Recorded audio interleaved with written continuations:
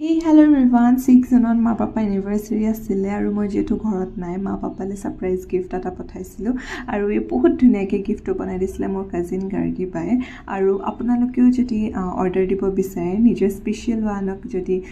gift কৰিব বিচাৰে then comment কৰি মোক জনাব খুব ধুনীয়াকৈ বনাই দিছিলে আপোনালোকক দেখাই দিছোঁ চাওক বুকুৰে মাজতে তুমি মন মোৰ দি থকা তুমি বহুদূৰ নিজৰাৰ দৰে তুমি আছা বৈ হিৰে হিৰে মোৰ ৰক্ত হৈ একা